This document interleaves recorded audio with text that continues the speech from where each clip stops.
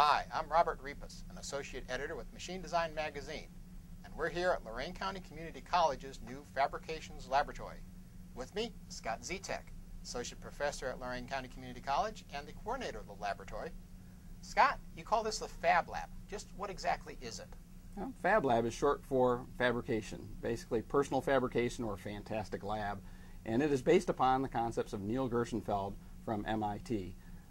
He had the concept that what we could do is take equipment that is readily available in industry and use it in non-traditional ways so that people could basically make whatever they wanted for prototyping or individual products using equipment that's very easy to use. Now, the main concept is to put fabrications in the hand of the individual. That means doing special types of equipment. What type of equipment do you have in this laboratory that people can use?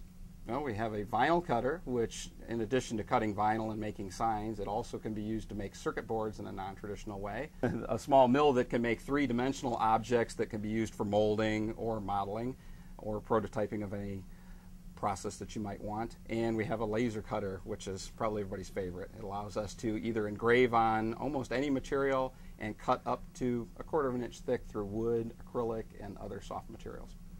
So who actually comes in and uses the laboratory?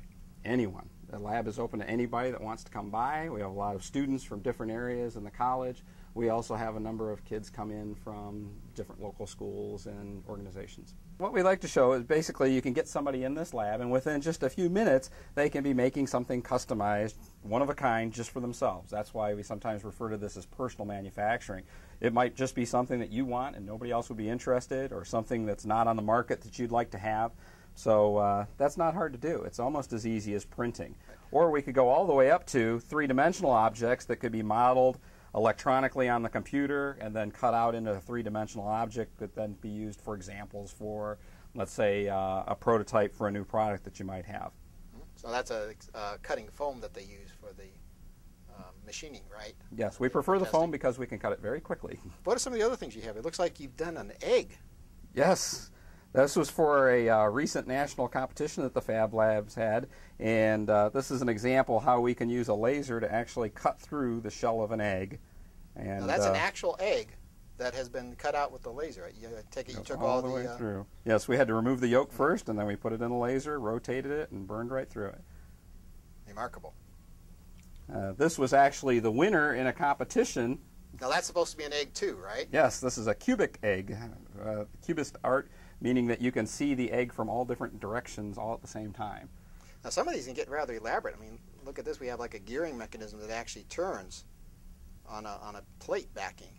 That is the beginning of a clock mechanism that we've been working on. Is it really? Remarkable.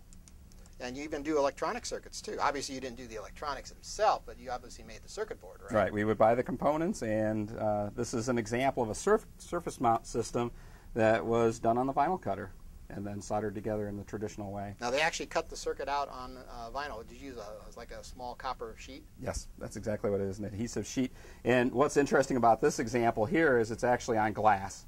So instead of using a traditional backing, we have it all attached to glass so you can see right through it. Well, that's definitely a good substrate material to use. Yes, it doesn't melt with the soldering. You mentioned personal manufacturing. How does it differ from ordinary everyday manufacturing? Well, typically with manufacturing, we make a large quantity of the same product over and over again. With personal manufacturing, we have the ability to make just a single product, one of a kind, for the individual that wants it. And you can do this economically? How? What makes this possible? The software is what makes it easy to do, and the equipment is stuff that was already available in the low end for prototyping for industry, and we just purchase whatever that is. So basically you do the design on the computer, and yes. then you what, print it? Yes, it works the same way. We use whatever software we're comfortable with. It could be a graphics software or word processor software, and instead of sending it to a printer where you would print on a piece of paper, we would instead send it to a laser printer, and allows us to cut it out or engrave. So theoretically somebody could actually do a design at their house if they have the right type of software. You said like a word processor? Yes, any kind of word processor.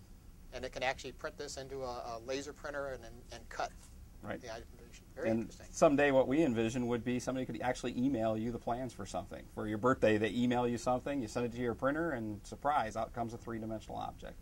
Oh, interesting. So they can actually send you a birthday card, and you actually end up printing your own card at that point. Well, more than just your card, you print your own present. Ah, very good. Now, Scott, you said it just uses normal, everyday computer software like you can get at the store.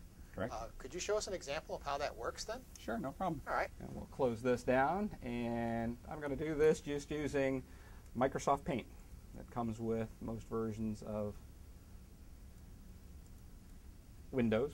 We're just going to draw what we want to put over to the laser cutter. In this case, I'll just make some simple text.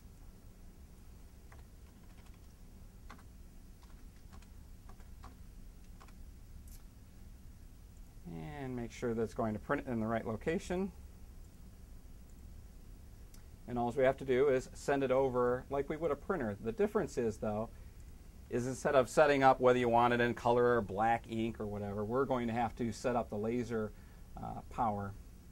So we select the laser. We're going to, in this case, do what's called a raster, and we'll select what power settings we want. In this case would be what's called a speed of 100 and a power of 85 for the material that we have. And change one other setting just so we get good results. And then say OK, and we would send it over. Now, this is the actual tabletop laser cutter, just this one little machine right here? Yes, it's amazing what it can do. This is a Epilogue brand 25-watt CO2 laser cutter. 25 watt? Yes, it's amazing what you can do with 25 watts. Where does the item go that's going to be engraved? You just put it in here like this? Correct. Just open up the door. In this case, we're going to engrave some wood. Push that in the corner. And let it close down like that. Right, and then just press the go button. First thing it'll do is focus so it knows where the material is. Now that bed is actually moving up and down. Yep. Oh, look, you can actually see the laser.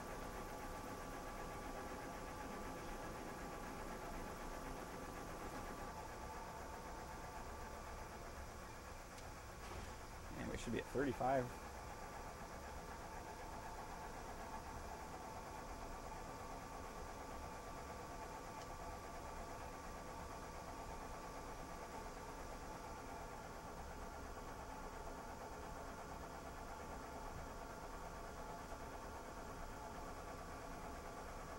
And this is an example of raster mode. Whenever you're engraving a top surface, it works just like a dot matrix printer. Instead of printing dots, it's burning dots. There it is.